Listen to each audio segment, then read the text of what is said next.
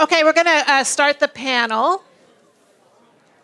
I'm going to introduce the panel head, the panel leader, and then he'll introduce the rest of the panel, although I'm sure they need no introduction.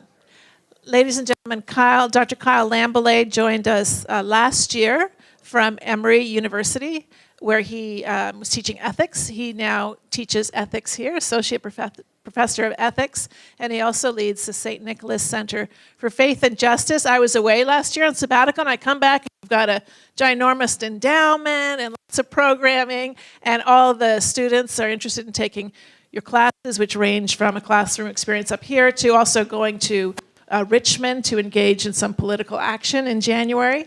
I'm really glad that you're here. Ladies and gentlemen, Dr. Kyle Lambelet.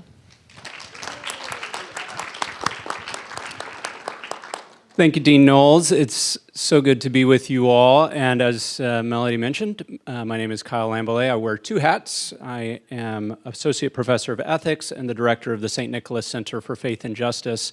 And by way of introduction, I'd just like to say a little bit about both of those roles. First, as you will no doubt have noticed, I am not Tim Sedgwick or Albert Mulligan, depending on your generation, but I do teach the ethics core here. That's the contemporary witness of the church, part of the first year sequence, and then a set of distributed electives like environmental ethics, politics and Christian ethics, moral problems.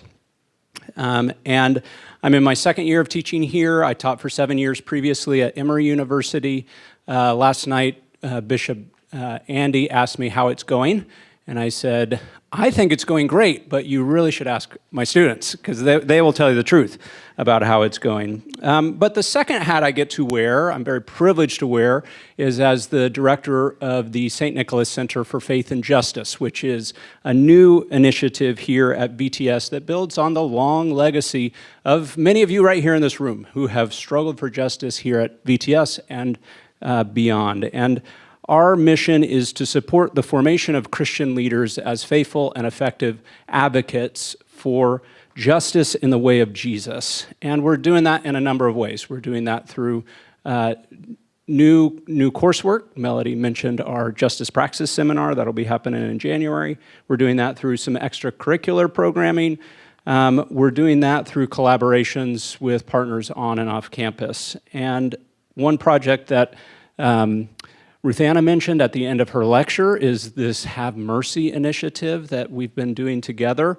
Initially emerged out of our faculty retreat and now has become a whole set of things. So a set of essays that are available on the website, a series of webinars that we're doing in the month of October. If some of you here in the room have already participated, I encourage you. There's still several weeks left in October. Would love for you to join us. And we'll be packaging all that into a curriculum. Part of what we want to be offering here at VTS is resources that are ready at hand, kind of plug and play for those of you who are doing the workaday work in the trenches of churches. So that curriculum will be available to you as kind of evergreen content that you could use in an adult forum scenario. We'll be publishing a book next year, and we'll kind of round all this out next spring in February, on February 3rd. If you enjoyed what you heard from Bishop Marianne earlier today and want to hear more, come back. February 3rd, Bishop Marianne will be leading our Mulligan Forum. So another opportunity to hear from her about the politics of mercy. So I'm really pleased to introduce you all this work of the St. Nicholas Center for Faith and Justice, and also to invite you to be involved in this work. We need you as a partner in this work. So it's great to be here wearing both of these hats as I moderate this panel on preaching the gospel in these times. Preaching the gospel in these times. I don't need to run the litany of challenges to this room that these times attempts to gather. You know them. You know them in your pews. You know them in your body. You know them in your vocations. Rather, my hope is that what we can do in this final panel of this series of conversations across our convocation is to discern the signs of the times in the light of the gospel. encourage you in the workaday vocation of preaching and teaching, loving and pastoring that continues in and out of season. So the opportunity for this final panel is to weave together the various conversations we've been having over the course of these last 2 days, discerning our vocations in this moment of political peril. So let me introduce our panel and then say a little bit about how we'll proceed. So I'll just start on my right and introduce each one. The first, the Reverend Dr. Ross Kane, is Associate Professor of Theology, Ethics, and Culture and Director of the Doctoral programs here at VTS. His vocation joins a heart for parish ministry with rigorous scholarship that builds up the church. He's the author of 2 books, and his most recent, I'd commend to you The Good News of Church Politics, right on topic for what we've been talking about. He shows that healthy Christian politics starts with loving neighbors and being a caring congregation. To his right, the Reverend Dr. April Stace is the Director of Contextual and Competency-Based Learning and Visiting Professor of Practical Theology at General Theological Seminary. She holds a Ph.D. in Religion and Culture from the Catholic University of America here in D.C., and has served as a clergy for both large and small parishes. Significant for our conversation today, she was also, or is also, a professional harpist, and significant for me, we talked about this earlier, an amateur banjoist. To her right, the Reverend Dr.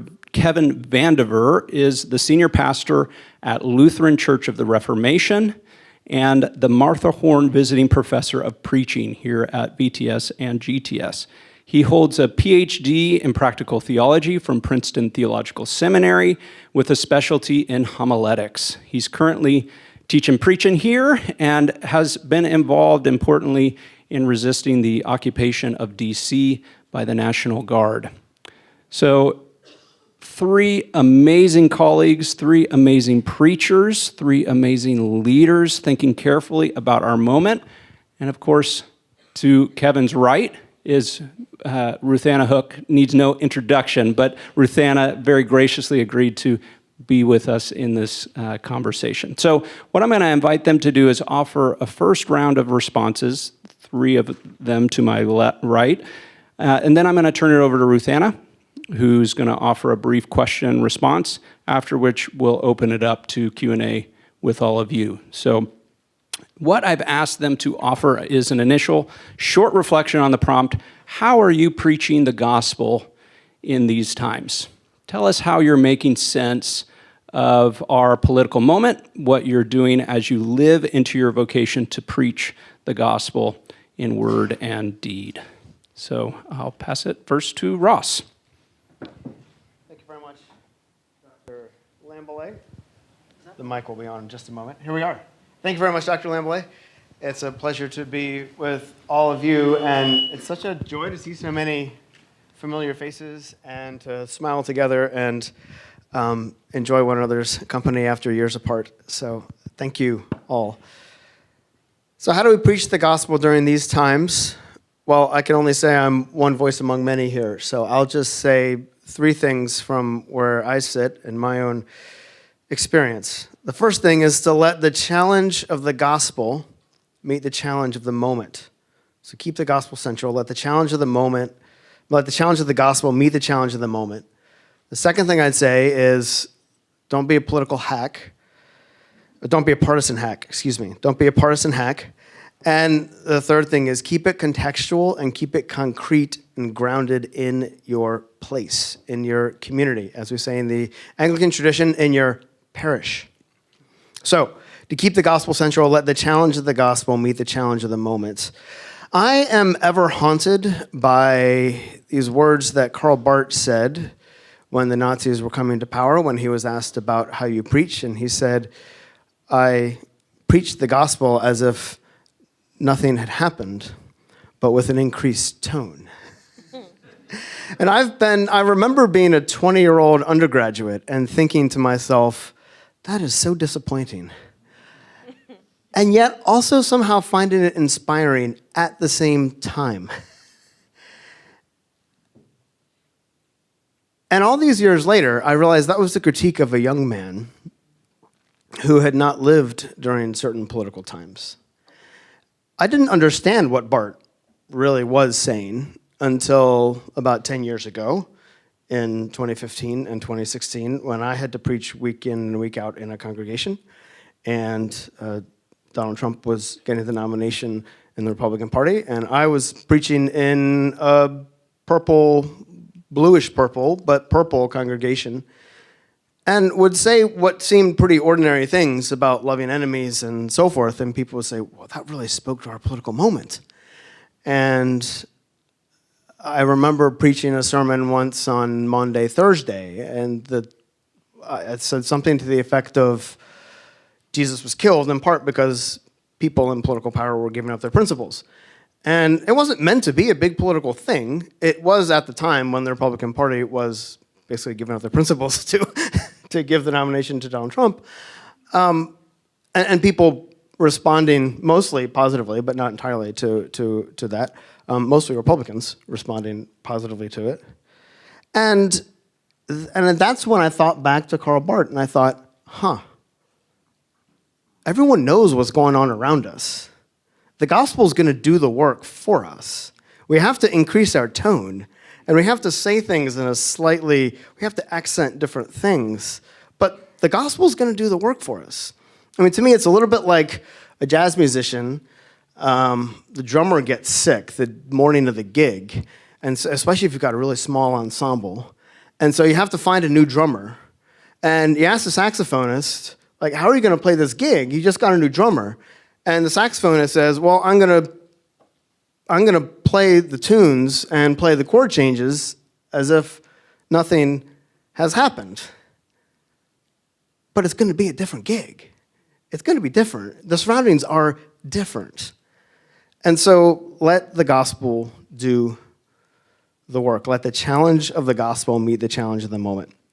The second thing, which is really related to this, is don't be a partisan hack. Sean Rowe has said this very, very well. He said, when we try to just talk on all these same political talking points that one party or the other are giving, we don't do it well.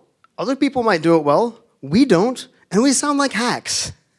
And again, the gospel is going to do the work for us if we preach the gospel. And we have to remember that this kind of partisanship is a profound temptation to the church and often a distraction. And we have to remember how much partisans want what we have. We have a congregation where people show up every week, even if your congregation has 20 or 30 people in a Sunday. You don't have to do much outreach. You show up and people are there. If you've ever been a part of helping somebody get elected to city council, having to get 20 people in a room with minimal to no effort whatsoever is a very envious thing in politics, right? So the partisans want what we have, and we cannot give it to them on their terms. All right, and the third thing is to keep it contextual and grounded in place. Keep it grounded in your community. And let me say what I mean by community. What I don't mean by community is just the congregation that gathers on Sunday. You need to keep it grounded there too, yes. But keep it grounded in the community where your congregation is, the neighborhoods, the town, the city. Keep it grounded in place. And the Anglican tradition has a long history here that we can talk more about in the Q&A if you want to, of Anglican social ethics, where the parish is not just the people who are showing up on Sunday, but is the entire neighborhood, town, the environs. Like, keep it grounded in place, because that's where people are, and that's how it lands, is if it's grounded where you are. And you will find issues as a priest if we are in the community and we are encountering people who suffer, and we are bringing that suffering to the congregation. That will already motivate public action, because you will bring the suffering of the hungry. You will bring the suffering of those who can't afford to live in a really expensive city. You'll bring the suffering of those who are so impacted by the racism that's literally built into American cities. If you're bringing that from the place where you are, then that's a different way of engaging public issues than just being a kind of partisan hack or whatever. So those are the three things I'd start with. Let the challenge of the gospel meet the challenge of the moment. Don't be a partisan hack, and keep it concrete in place. Thank you so much, Ross. I love the your emphasis on context. And so I think I'll start by telling you a little bit about my context. I am on the faculty at General, Theological Seminary, full-time, but I also serve as a very, very part-time priest in charge for a very tiny little parish in rural upstate New York. This is my first time serving in a context like this. I've always been in big city churches, but I've been here now for about 3 years at this tiny little rural church where we have about, 28, 30 people on a Sunday. And that's been really important to me in terms of understanding my own preaching in this context, or in this time, because it's a very blue area. It's right by Cornell. So there's a lot of kind of bleed over from the university, but it's also surrounded by what we'd call like deep red. And so I think mostly the area I'm in has decided to get along by not ever talking about that, like that there's these different perspectives on our national life. And certainly in my little parish, also, we have COVID just 5 years ago, where they lost a bunch of people because they didn't want to wear masks at the church. So it's also I think there's a lot of desire for healing and for bringing these people back into the church somehow, who left over masks. And so there's a strong desire for unity and togetherness and neighborliness. And I would say very, very little actual knowledge of how to go about doing that in this particular climate. So I would say that for my own preaching, primarily for me, being grounded in humility is very important, because, I am not up to this task. I'm just going to say that. This is way too big for me. Half the time, I don't know what to believe when I'm reading the news. That's part of our world right now, right? And it reminded me of back when I was in seminary, which is about 20 years ago. I had a mentor who was a Baptist preacher, actually not far from here in Arlington. And I remember him saying to me, "April, I have been a preacher in a time of American ascendancy." And then he said, "You will probably be a preacher in a time of American decline."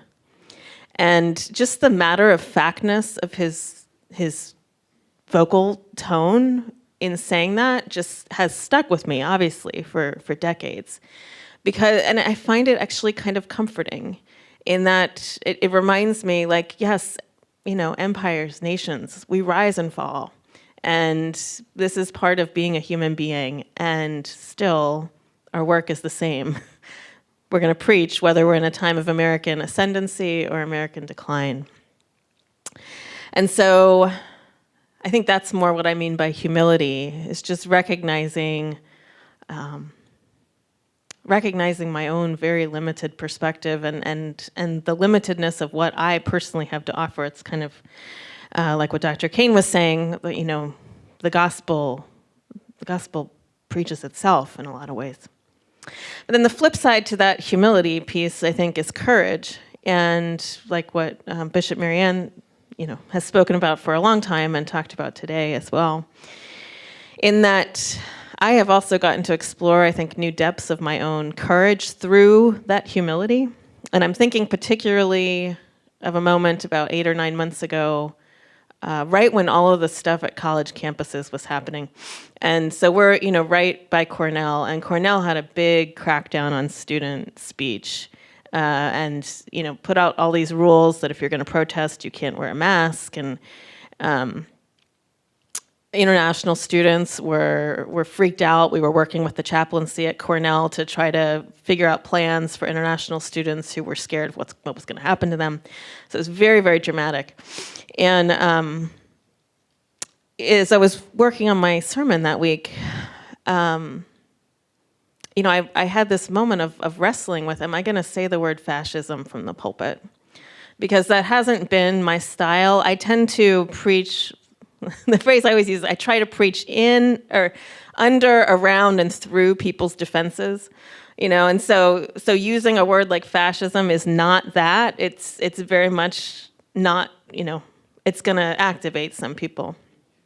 But I also just felt like what was happening, in my community, in my context, many of whom, my folks are like retired Cornell professors or have kids who go to Cornell or whatever, like they're very tightly connected to that school. And I just thought, if I don't say this word, there's really something wrong. Like I need to actually say this. And that for me was, again, just a moment of kind of humility, courage, kind of brought together. And I didn't say like we are under a fascist regime, but I just felt like having to name that and say this is kind of what fascism looks like. It was important. And so I think the other thing that I want to touch upon is what Dr. Hook talked about earlier with beauty. As you maybe heard or maybe remember from my introduction, I'm a harpist. I've been a harpist for longer than I've done anything. And actually, I used to live in the Diocese of Washington. I lived here for about 15 years, and Bishop Marianne was my bishop. But I hadn't seen her in about a decade, and I just ran into her yesterday, and I said, "Hey, it's April Stace," and she said, "Do you still play the harp?" So like this is kind of my thing, right? Like this is probably more than I'm a priest or a professor or anything. I play the harp.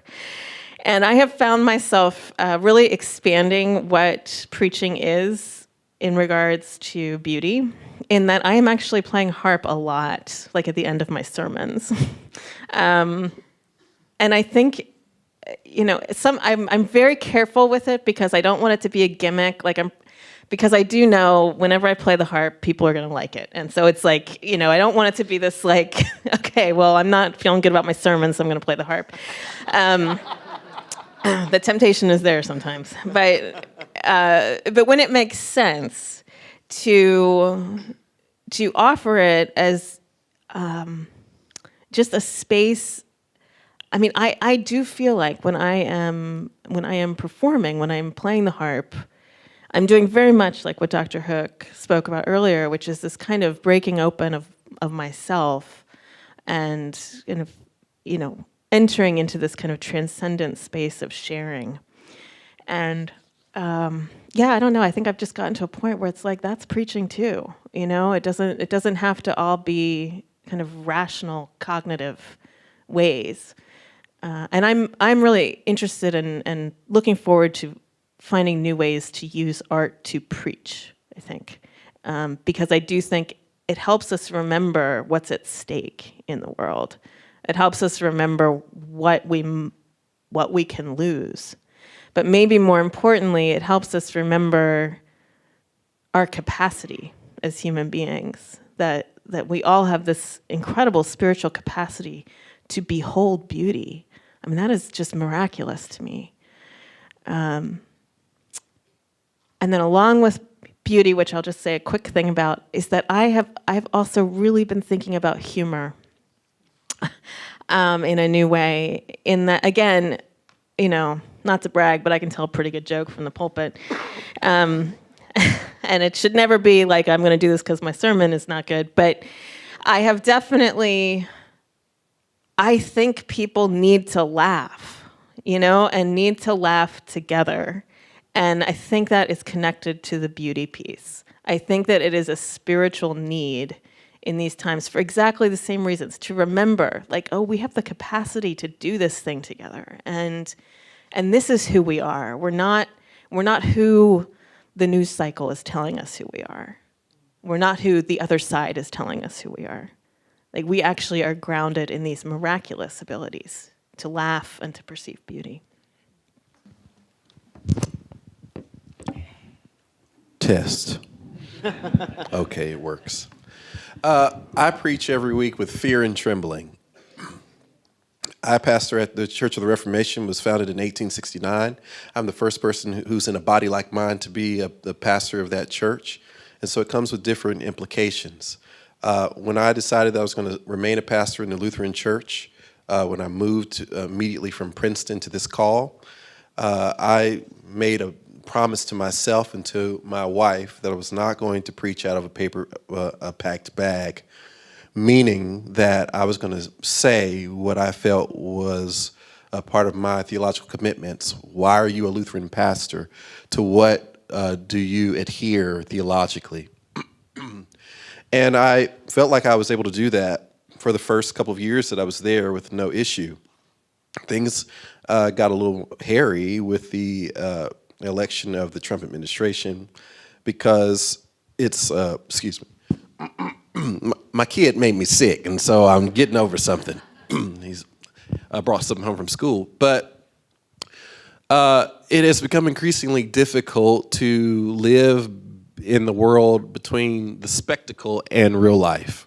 So it's a spectacle to the whole other world what's happening in Washington, D.C., but I have to live in it and pastor people in it and through it. So a lot of my congregants are federal workers, a lot of them on both sides of the aisle, a lot of folks who have supplementary governmental contracts who work outside of the government are greatly affected by what has happened in the administration in the local government, particularly also with the surveillance of black and brown bodies also being a thing. It's a thing. It's not a talking point. It's not a myth. It's actually a thing that is happening. And so how does one already go into a place with the body that I have, feeling like I don't have necessarily the kind of privilege that my predecessors have had to speak, because it is still expected in that church to speak to what's happening, because my congregation is the closest congregation to both the Supreme Court building and the United States Capitol building. So how to navigate preaching, which was already difficult enough, to a people who are traumatized. How do I preach? First of all, I feel like it's important to think through just regular old pastoral care. Like I felt like for a long time, and still feel, like I'm patching people up just to send them back out with all kinds of unpredictability, that may befall them at any time. Everybody feels like they're on the edge of their seats waiting for the next shoe to drop. So how can you declare the gospel, and what kind of gospel would one declare into that kind of space? Those are the questions that I ask myself. What else can I say differently this week that I haven't said last week, that I didn't say last month, and I haven't been saying for the last several months? Sometimes the answer is I have to keep saying the same thing. Right? The promises of God and the looking towards an eschatological future, as Dr. Hook has so eloquently said, lead us to the same promises, lead us to the same hopes, and that survival sometimes comes just putting one foot in front of the other is a form of resistance. I think about my hermeneutic in that space with the body that I have, having been bequeathed the legacy of justice through the black preaching tradition, which I do also think I bequeath into that space, to speak to the hope of today that is buttressed by the survival of yesterday. So I feel like I also bequeath that into the space. Dr. Lambelet also asked me to talk about how I teach preaching with that regard, with all those things in mind. I feel like all of that informs my pedagogy as a teacher of preaching. What I want to do as I'm teaching preaching is give students the permission to accept that the gospel is political. Mark chapter 1, verse 1. The beginning of the good news of the gospel of Jesus Christ, Son of God, we Theou. You know, you theologians, that when we are reading at this time, the only person, I'm preaching, I need to stop. The only person in the time that it was written, The only person who was the Son of God was who? Herod, Caesar. And so in the very first verse, this writer is making a claim about Jesus Christ, the Son of God. And so for me, that gives me all of the license in the world to speak the gospel as we understand it, as a political tool and instrument for the sake of the kingdom of this world becoming the kingdom of our Lord and of God's Christ. That's enough. Amen. Well, you've already heard me say a lot today, so I'm not going to say that much. But I love the quote about Bart preaching the gospel as though nothing had happened, but with increased tone, because I think that it does connect with what I was talking about in my lecture, which is that in our bodies, we have the capacity in our bodies to feel all that's happening and to be overwhelmed by it, but we also have the capacity in our bodies to be grounded on God's earth and with our heads floating up toward God's heavens, and therefore to be able to preach the gospel and let it do its work, but with that increased tone, which is drawing from our awareness, our sensibility about everything that's happening, and there's something that we can, carrying that in our bodies physically is both, can feel sort of overwhelming, but is also like a source of power.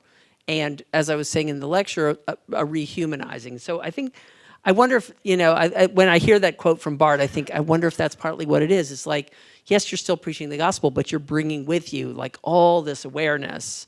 But that's helpful because, as I was saying in the lecture, there's so much going on in preaching that's not about words, it's not about language, it's about your presence with this congregation, with these people.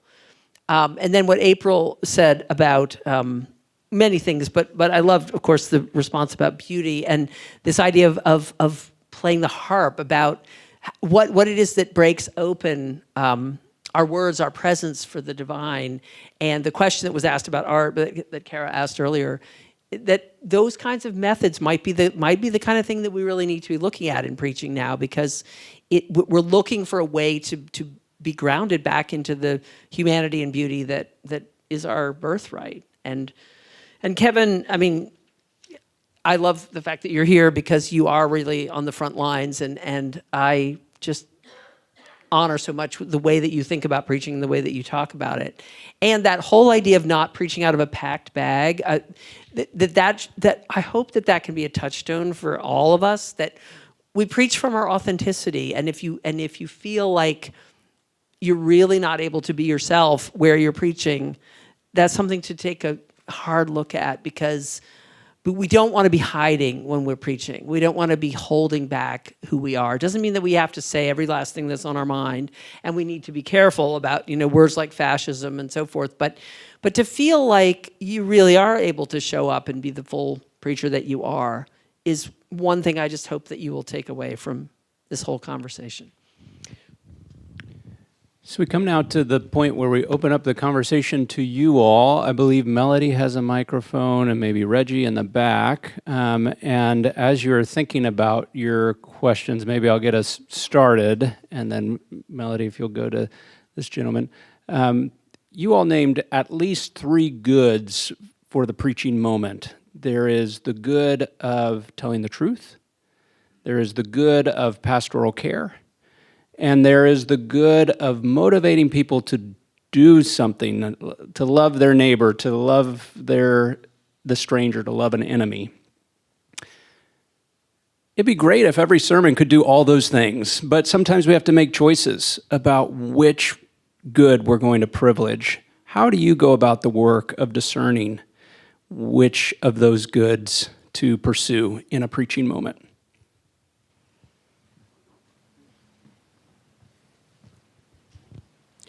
I would just echo what Bishop Buddy said this morning, that we should always be attentive to who we're preaching to.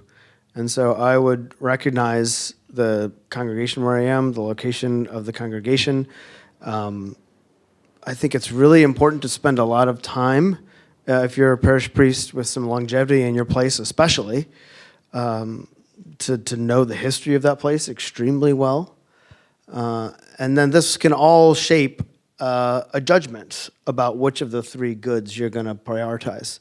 And if we're there for a long time, we don't have to worry too much about, okay, I'm doing this good at the detriment of this other good, because you're going to be there a long time. You've been there a long time. And that's...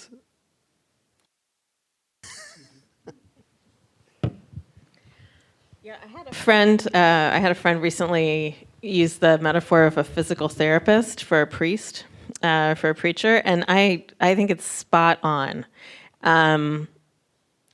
If any of you have ever been through physical therapy, physical therapists can work miracles with people, right? And I'm always so moved by how attentive, when I've been in physical therapy, how attentive they are to your body and everything that's going on in your body.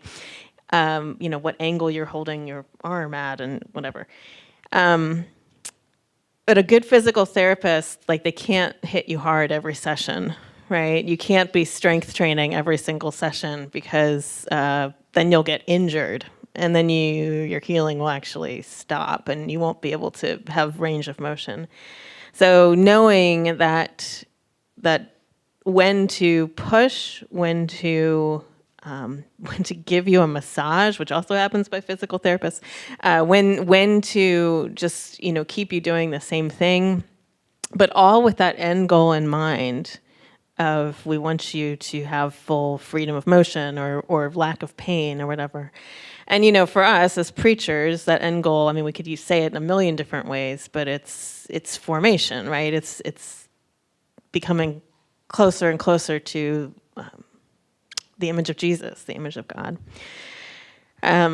So that, I think, has been particularly helpful. The other thing, I think, is, I was trained by Baptists for preaching, and maybe the one thing that I remember the most from anything was they said you always have to say something to the people who are suffering, because every single week there's going to be somebody in there who's at the end of their rope. And so no matter what else you're saying, you have to make sure that you say at least one thing for that person. And that has always stuck with me.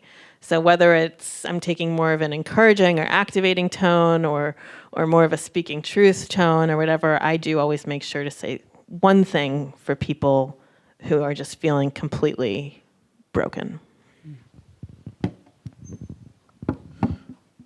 I think that as a preacher, my job is to find out where the gospel intersects the lives of the hearers, as has kind of been said contextually.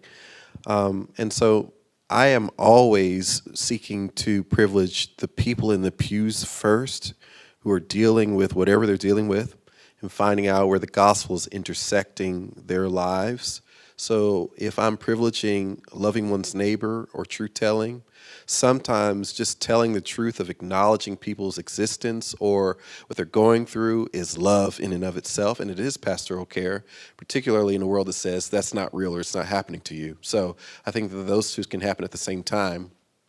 Loving one's neighbor, depending upon who that neighbor is, becomes the more challenging thing, but it requires some scaffolding, doesn't it? It's not necessarily, let's get in a circle and sing Kumbaya, not when I'm actively being harmed. And so always putting that in as a demand of the gospel, as a hard thing that the gospel asks us to do, while also trying to balance those other kind of pastoral concerns is how I would see those goods working together.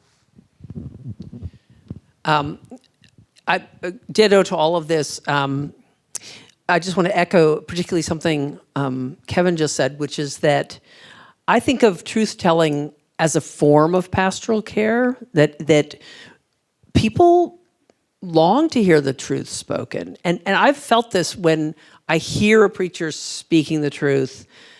There is that kind of like sense of a sigh of relief in the congregation, the spirit kind of like, because we just... It's so important that, especially in a situation where we can often feel sort of slightly crazy, like what's going on in the world, and do other people see what I see, and am I experiencing something that is real? That actually, when you hear someone naming it, and I think I'm just echoing what you said, that in itself is that's an act of healing. That is an act that can help people feel more like human beings again. And I didn't do a good job of modeling this, but I invite you, as you ask your question, there are 5 of us up here, so maybe just direct your question to who you'd like to hear from. So right here in the front. I'd like to direct this question to the entire panel. And I'd like to acknowledge the comforting words from Dr. Hook in her presentation today. My question is rooted in your remark about essentially reminding us of the beauty that we all have. And contextually, I would put it in the appropriated words of the Great Commission, informed by the Great Commandment, and shall we say standardize with the New Commandment. One of the things that I've grown to appreciate here at VTS is somewhat embodied in a former late professor, Dr. Marian Meeks. She wrote a book on loving the questions.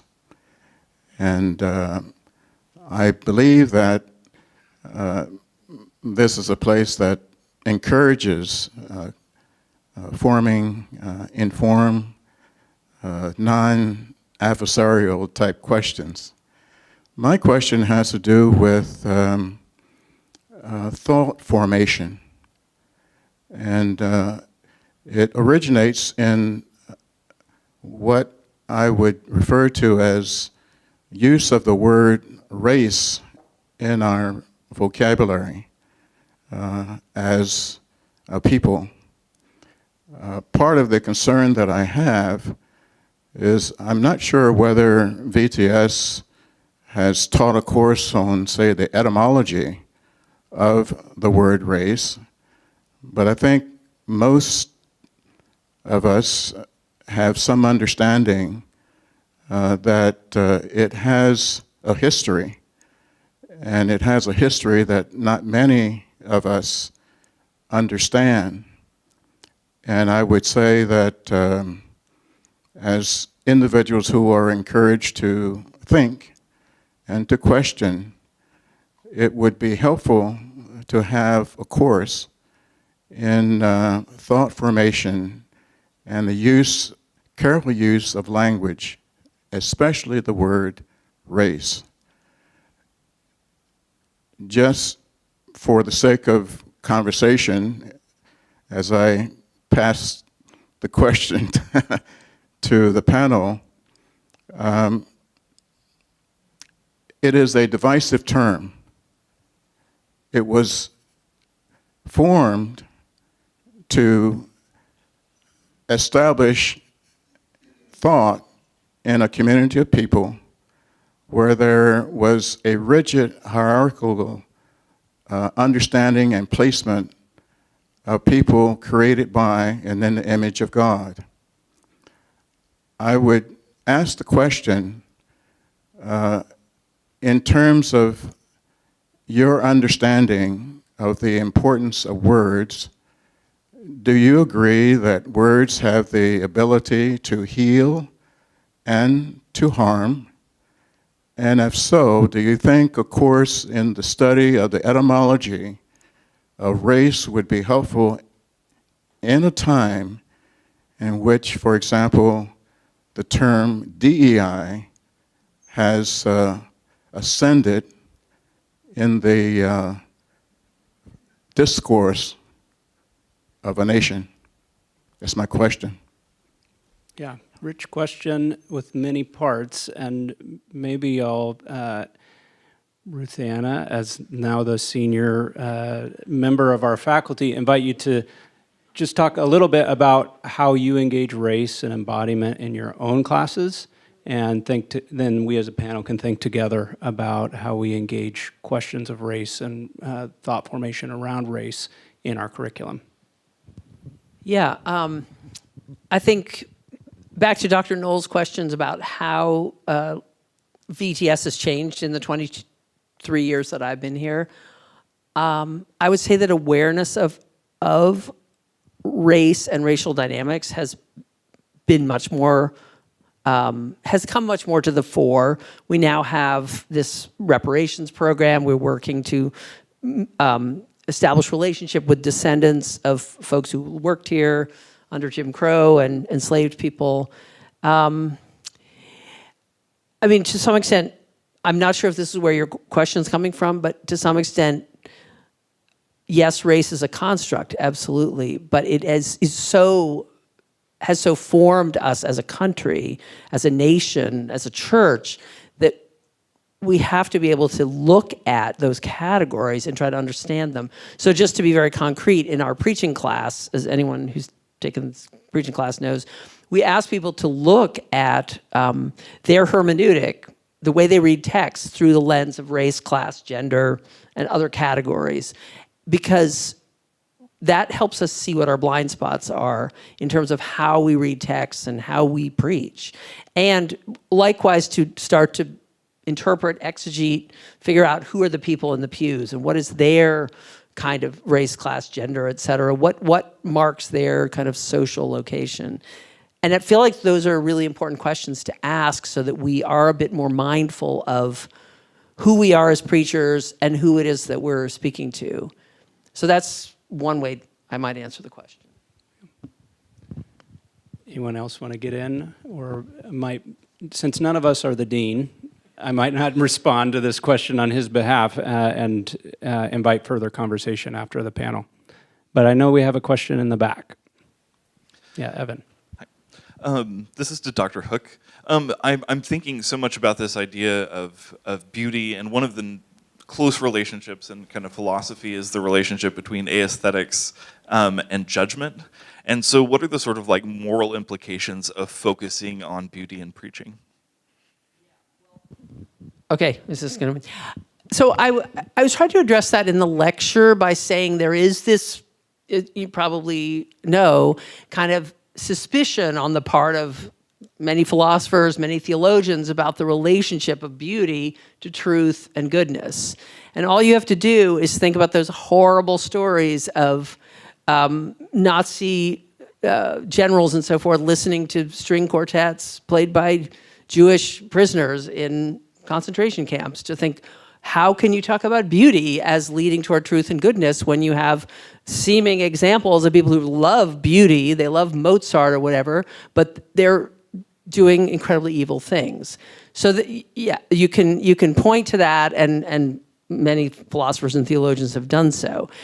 I'm really intrigued by Hans Urs von Balthasar, who wrote this huge, long, many volume work about theological aesthetics, and basically said we should start by the experience of beauty. If we want to talk about our relationship with God, instead of talking about goodness, instead of talking about truth, we should start with beauty. And the big mistake that we've been making in systematics is not starting there. And so that his whole big long tome is doing that. And he's basically, but the little quote that I had in my lecture is basically saying, when you really perceive a thing of beauty, that has a certain urgency to it that makes you want to become a better person. So experientially, we can say, okay, there's examples of that not happening, but the way beauty works, and I'm trying to talk about in the lecture, is it has a way of opening us. So like the playing of the harp in a sermon can do something to our hearts that words can't do. And I think has the power to then open us up to other possibilities of living, and can kind of move us back toward this love of justice and this love of truth. So I'm really intrigued by that, because I think we do need to kind of find other ways of talking and communicating with each other. And the question that was earlier, like, we can argue about truth, we can argue about goodness, but beauty has this way of touching us differently. And that maybe that can be a way to sort of start opening up conversations that can't be opened in other ways. Dr. Kane, you want to say anything about the ethics of beauty? And I see a lot of hands up, so. Okay. Hi, I'm David Beckman. I'm Dean's Advisor on Political and Economic Justice here. So, Kyle, why don't I ask you my question? There are things that all of us can do that directly affect national politics. And things, I mean, most obviously, all of us can pick candidates who we think are aligned with God's purposes in the world, broadly, and give them time and money and our votes. That's just one thing, but there are other things that are things that have direct impact on the nation's politics, not just on our own feelings about them. So can you preach about those things? Or can you do that in the adult education or some other place? But how do you raise those issues for the people of God? Yeah, thanks, David. So the question, as I take it, is what is the role of electoral politics in the preaching moment?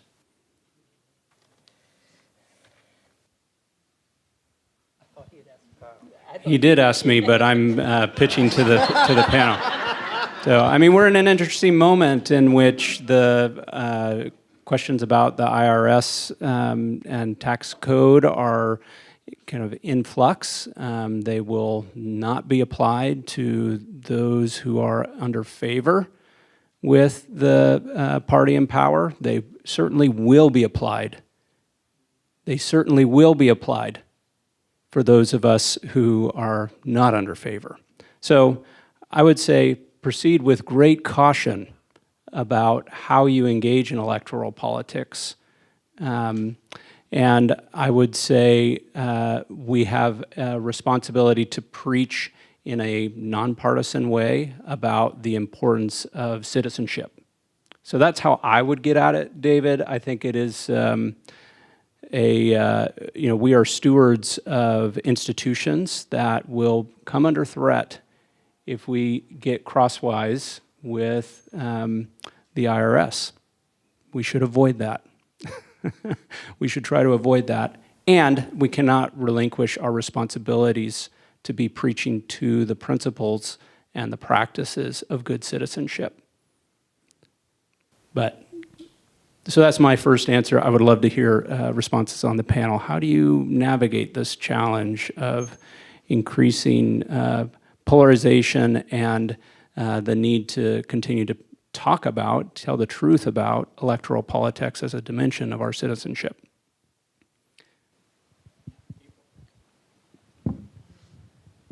Yeah, I just can say very little bit, but maybe it's because of the area I live in where there's this deep red and deep blue. I feel like at least half of what I'm trying to work with when it comes to electoral politics is complicating that narrative of that if you're a Republican, you believe these things are happening and you believe these are your priorities, and then if you're a Democrat, you believe these things. Because in my experience anyway, with people I've spoken to, it's actually very complicated. The things that people believe on either side of the aisle. And I think one of the ways, for example, that I've built trust with my congregation is that I've called out, Democrats are seriously failing in a lot of ways, right? And so being willing to name that, as well as being able to, I don't know, it's kind of like critique everybody, you know what I mean? So you're not getting on one side or the other, because there's plenty to critique. But then also just drilling into this, your political identity, your party affiliation is not the be-all and end-all of your identity as a human being. It's actually very, very, very secondary or below when we're talking about being a Christian, right? And hoping to instill in people courage to, there's so many people I know who are like, oh, but my family's been Republicans for three generations, and I always vote the party line. It's like, okay, so we're gonna work on courage around that, letting go of your political affiliation as being like the center of who you are. And one approach that I take, and there are lots of approaches, is that we can talk about, as preachers, we should especially focus in on issues of suffering that we are encountering in our community. And again, like community as parish. And it's part of the role of the preacher to bring these issues to the congregation and say, Jesus wants us to deal with this. There are people who are fleeing warfare and come to our community and don't have a place to live, and they don't really know what's going to happen to them next. Jesus has told us to do something about this. I think that getting into the issue in a way that is gospel-centered is a way through this, because I don't think that it helps us to kind of just repeat the talking points of a partisan. Now, David and I have talked about this before, and on a podcast that we can check out if folks are interested. But it was a fantastic conversation. But yeah, that's where I stand on it. And I do also think that it is okay. I don't always know what I think about this, but I'll just, this is what I think today. It's okay for different congregations to take different approaches to these things, because different congregations are different communities. And you might wish that your congregation was doing something more than it's doing, but we also have to, I think Bishop Buddy was exactly right. We have to be heard. It's not just about saying the right thing. We have to be heard. And so I think it's okay for different congregations to have different ways of responding to this issue. One of my predecessors got in the pulpit and told the congregation whom he had voted for. I do not have that privilege, and I don't have that ability to do that in the congregation that I serve.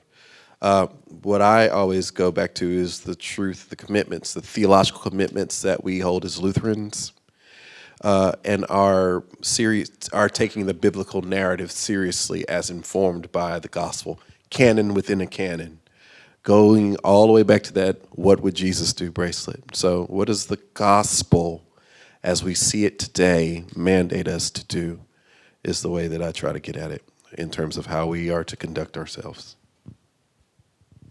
Yeah, I would say the same thing. I mean, just last weekend, we had the 10 lepers and the one who returned, and he was a Samaritan. And the preacher I heard said, you know, this was the foreigner. This was the one that nobody had any respect for. This was the one that the in-group didn't like. And what does that tell us about the way we ought to be treating immigrants in our midst? You know, that's not telling you who to vote for, but it's teasing out the very clear implications, I would say, of that gospel passage. So it's as Ross was saying before, letting the text do the work for you. I mean, it's in the text. So sticking close to Scripture, I think, is a really good way to approach this.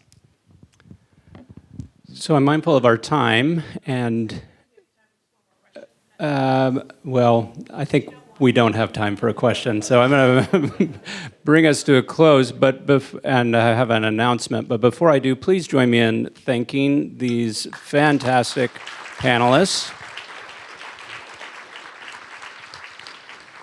Obviously, we could continue talking, and I hope that you will beyond this gathering. The announcement I have, though, is a happy one. I'm very happy to announce here at Convocation a new award for alumni. And the award is the Carol Myers St. Nicholas Award that honors annually an alum of VTS, lay or ordained, who has shown exemplary and sustained witness for justice in the way of Jesus.